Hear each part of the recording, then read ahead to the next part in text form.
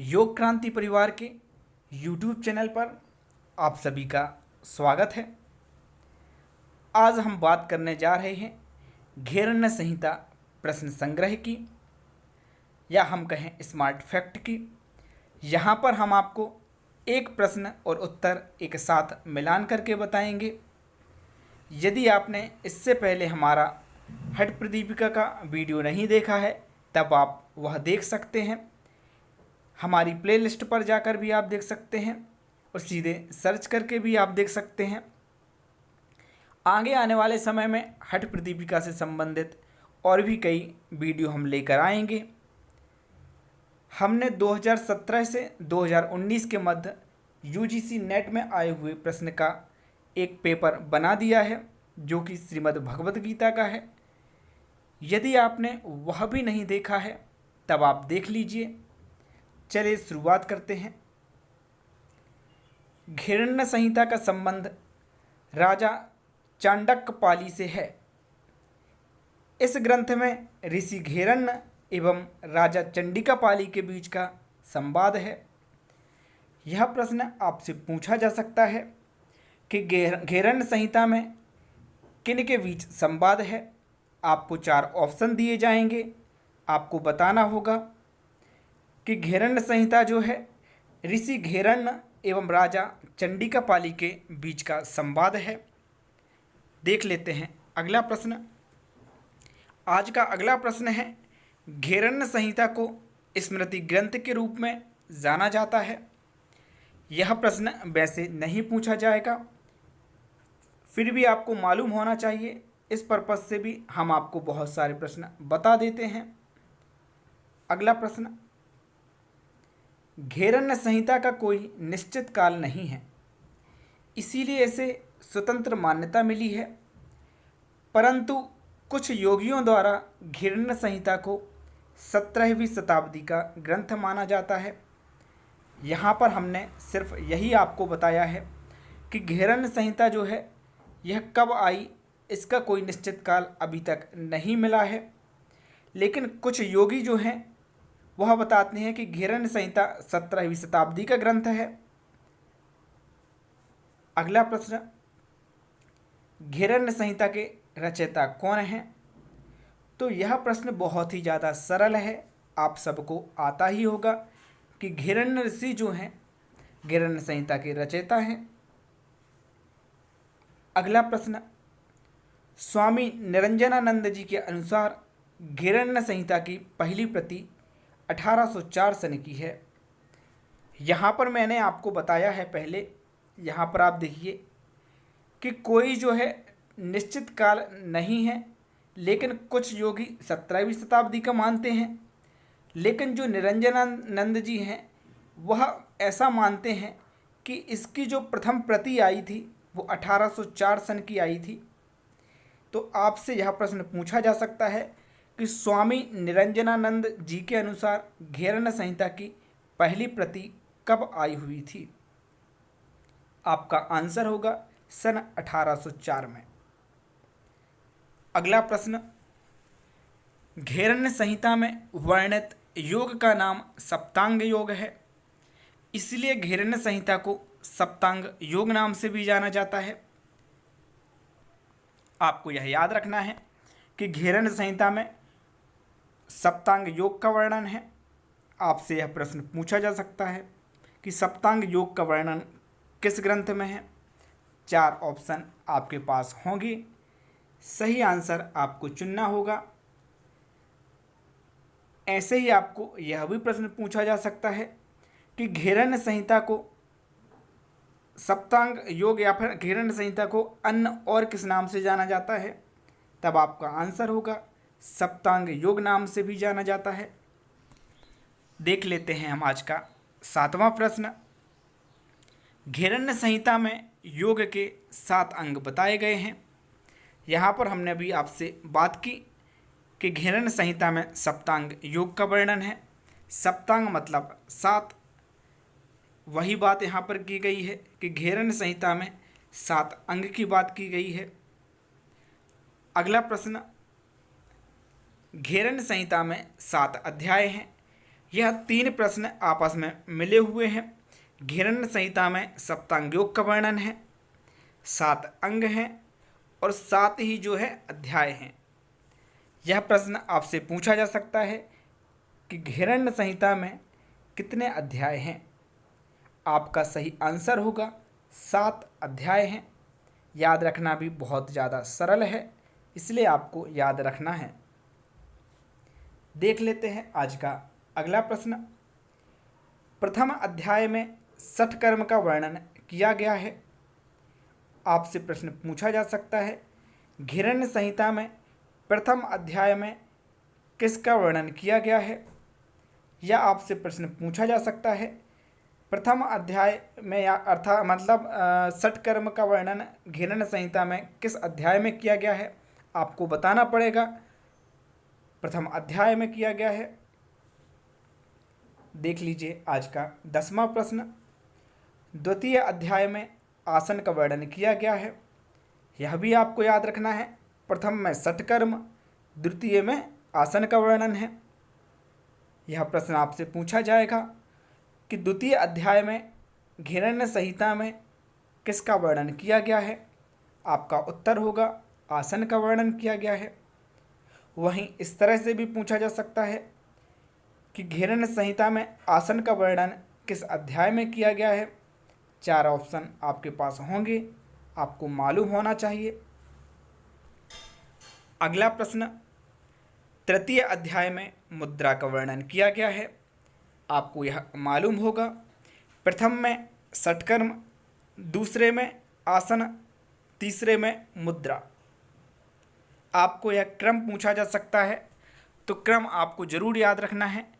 आगामी समय में मैं आपको एक वीडियो जल्द से जल्द देने वाला हूं, जिसमें आपको देखने मिलेंगे 2017 से लेकर 19 के मध्य आए हुए प्रश्न, जो कि घेरण्य संहिता से संबंधित होंगे।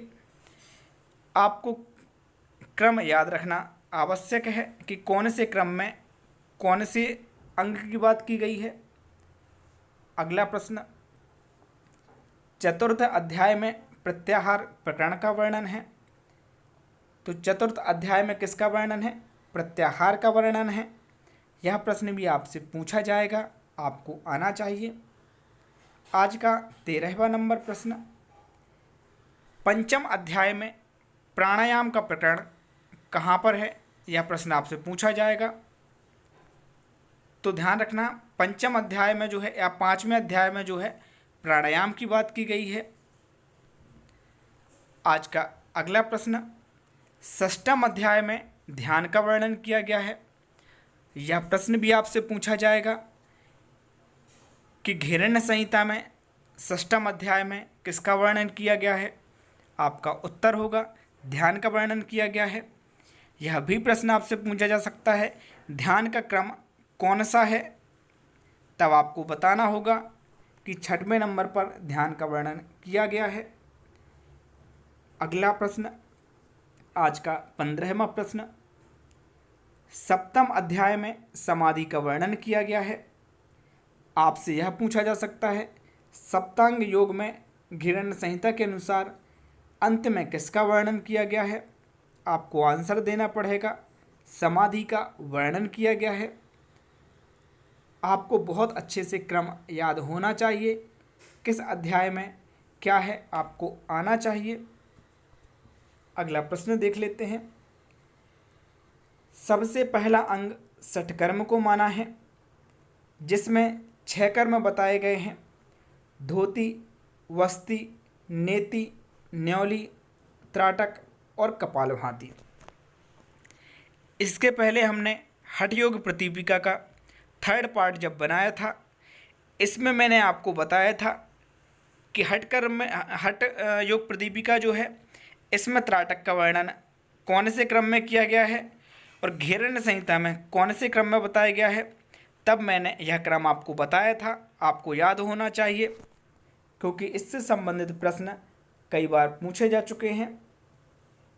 यहाँ पर आपको याद रखने वाली बात है कि षटकर्म में 6 कर्म बताए गए हैं। कहाँ पर? घेरण्य संहिता में। और 6 कर्म कौन कौन से हैं वो भी आपको याद होना चाहिए। धोती, वस्ती, नेति, न्यौली, त्राटक और कपालभाति। यह आपका क्रम होगा। इसके अलावा आपको एक एक का क्रम भी याद होना चाहिए कि पहले नंबर पर धोती है, दूसरे नंबर पर वस्ती है, तीसरे नंबर पर नेति है, चौथे नंबर पर न्यौली है, पाँचवें नंबर पर त्राटक है, छठवें पर अर्थात लास्ट में कपालभाति है। यह प्रश्न आपसे ऐसे ही पूछा जाएगा कि कपालभाति का वर्णन किस क्रम में किया गया है, या फिर इनको सही क्रम में लगाने के लिए भी प्रश्न आ सकता है, आपको मालूम होना चाहिए। यदि आप हमारी पीडीएफ लेना चाहते हैं तब आप पीडीएफ भी ले सकते हैं। अगला प्रश्न है, घेरण्य संहिता में सप्त साधन के लक्षण को 2 श्लोक में बताया गया है, जो कि जानना बहुत ही आवश्यक है। घेरण्य संहिता में सप्त साधन जो हैं, इनके लक्षण जो हैं, इनको 2 श्लोक के माध्यम से बताया गया है। इन 2 श्लोक को आप याद कर लीजिए। वैसे योग साधकों को यह 2 श्लोक जो है याद होते हैं। बहुत सारे योग साधक ऐसे जरूर हैं जिनको श्लोक का अर्थ नहीं मालूम होता है, तो अर्थ भी आप देख लीजिए और आप जो है श्लोक भी देख लीजिए। दोनों बहुत ज़्यादा ज़रूरी हैं आपके लिए। एक बार दोनों को आप रिवाइज कर लीजिए, क्योंकि यह पूछा भी जाएगा। अगला प्रश्न है, धोती का मतलब होता है धोना। धोती का क्या मतलब है, यह आपसे पूछा जाएगा। तो धोती का मतलब धोना होता है, आपको मालूम होना चाहिए। 19वां प्रश्न है, धोती 4 प्रकार की बताई गई है। आपको यह विशेष रूप से याद रखना है कि घेरण्य संहिता में धोती कितने प्रकार की बताई गई है। आपका आंसर होगा अंतः धोती, दंत धोती, हृदय धोती और मूल शोधन। इनके क्रम भी आपसे पूछे जा सकते हैं। 4 प्रकार की धोती के नाम भी पूछे जा सकते हैं। इस तरह से भी प्रश्न पूछा जा सकता है, दंत धोती का वर्णन किस ग्रंथ में है, आपको बताना होगा। यह 4 धोती के नाम जरूर याद कर लें, अंता धोती, दंत धोती, हृदय धोती और मूल शोधन। इनकी विधि भी आपको आना चाहिए। अगला प्रश्न, अंतः धोती के अंतर्गत वातसार अंतः धोती, वारीसार अंतः धोती, अग्निसार अंतः धोती, बहिष्कृत अंतः धोती आती है। यहाँ पर आप देख रहे होंगे धोती के 4 प्रकार हैं, जिसमें से अंतः धोती के भी कुछ प्रकार बताए गए हैं। एक बार और सुन लीजिए, वातसार अंतः धोती, वारीसार अंतः धोती, अग्निसार अंतः धोती, बहिष्कृत अंतः धोती। यह सब आपको याद होना चाहिए। यहाँ पर वातसार अंतः धोती के भी प्रकार यहाँ नहीं बताए गए हैं। मैंने यहाँ पर आपको लाभ एवं विधि को बताया है। तो वातसार अंतः धोती कैसे करते हैं, कौवा की चोंच के समान मुँह से वायु का पान करें और पेट में उसका परिचालन करें एवं उसके बाद बाहर निकाल दें, यह उसकी विधि होगी। अगला प्रश्न, वातसार अंतः धोती से वायु द्वारा अंदर की सफाई होती है। यह एक गोपनीय क्रिया है। इससे शरीर निर्मल होता है, कफ दोष को दूर करता है, सभी रोग नष्ट होते हैं, पाचन शक्ति बढ़ती है, जठराग्नि उद्दीप्त होती है। यह बेनिफिट है वातसार अंतः धोती का, आपको आना चाहिए। वातसार अंतः धोती के लिए कुछ सावधानी आपको रखनी होती हैं। खाली पेट करें, अधिकतम 5 बार ही इसका प्रयोग करें, कमज़ोर एवं वृद्ध ना करें। सावधानी आपसे पूछी जा सकती हैं, इसलिए ध्यान रखना है। अधिकतम कितनी बार कर सकते हैं, यह भी आपको याद रखना है। अगला प्रश्न, वारीसार धोती। वारीसार धोती को शंख प्रक्षालन भी कहा जाता है।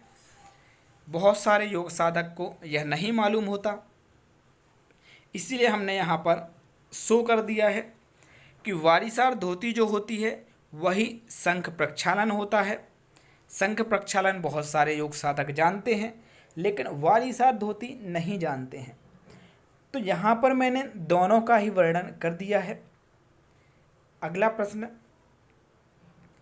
वारिसार धोती कैसे करें? वारिसार धोती में नमकीन पानी कंठ तक पिएं, कंठ तक भर जाने पर उदर चलाएं एवं 5 आसन करें। सारे जो क्रियाएं होती हैं इनमें हम नमकीन पानी ही लेते हैं, ये तो सबको मालूम है, ज़्यादा याद करने की बात नहीं है इसमें। लेकिन 5 आसन जो हैं वो महत्वपूर्ण है और वो 5 आसन आपसे पूछे जा सकते हैं, इसलिए आप सभी को वह 5 आसन याद रखना है। उन 5 आसन के नाम अभी मैं आपको बताने वाला हूँ। यहाँ पर नमकीन पानी का प्रयोग करें ये मैंने अलग से बता दिया है, क्योंकि यह प्रश्न पहले एंट्रेंस एग्जाम के अंतर्गत पूछा गया था। 5 आसन जो हैं आपको याद रखना है, या आपसे पूछें वारिसार धोती या शंख प्रक्षालन के 5 आसन बताइए, आपको बताना है। इस तरह से भी प्रश्न पूछा जा सकता है कि कौन सा आसन शंख प्रक्षालन के अंतर्गत नहीं किया जाता, तो आपको आंसर बताना पड़ेगा। लेकिन उस आंसर को आने से पहले आपको यह मालूम होना चाहिए कि कौन कौन से आसन किए जाते हैं। तो 5 आसन के नाम हैं ताड़ासन, त्रियक ताड़ासन, कटी चक्रासन, त्रियक भुजंगासन, उद्राकर्षण। 5 आसन एक बार फिर से याद कर लीजिए, ताड़ासन, त्रियक ताड़ासन, कटी चक्रासन, त्रियक भुजंगासन, उद्राकर्षण। अगला प्रश्न, शंख प्रक्षालन का अभ्यास मार्च सितंबर महीनों में प्रशस्त है।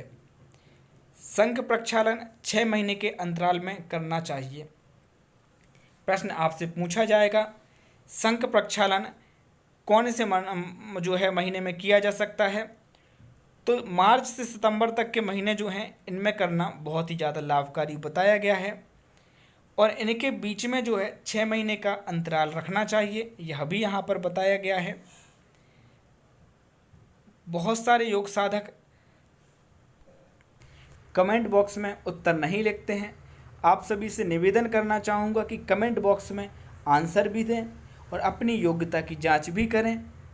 यदि आप किसी पर्टिकुलर टॉपिक पर जानना चाहते हैं जो कि यूजीसी नेट से संबंधित है, तब आप हमें कमेंट करें, हम उससे संबंधित वीडियो आपको अवेलेबल करा देंगे।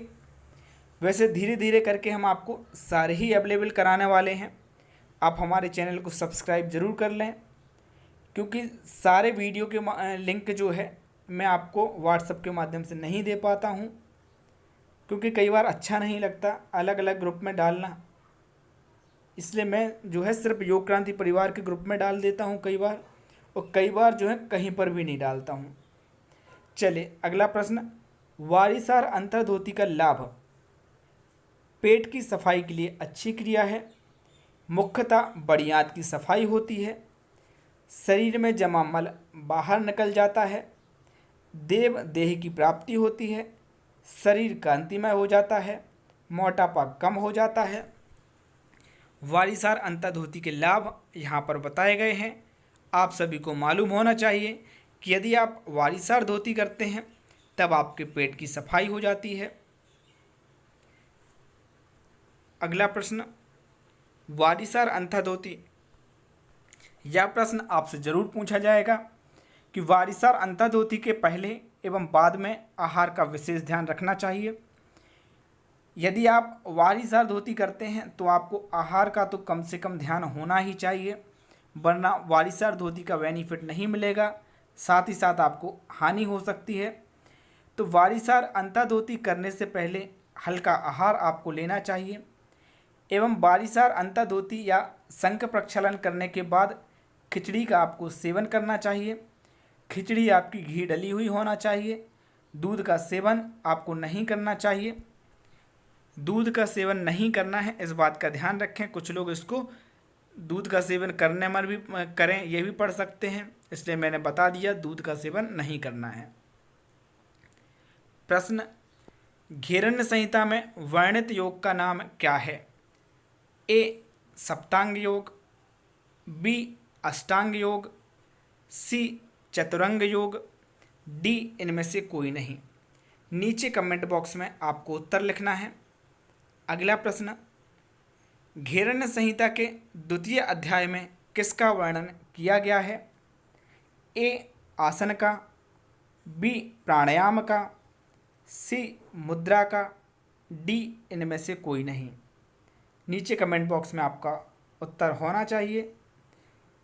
यदि आप यूजीसी नेट से संबंधित टॉपिक के नोट्स प्राप्त करना चाहते हैं तब कोई भी एक टॉपिक आप 10 रुपये में प्राप्त कर सकते हैं दिए गए व्हाट्सएप नंबर के माध्यम से। अभी के लिए बस इतना ही। धन्यवाद।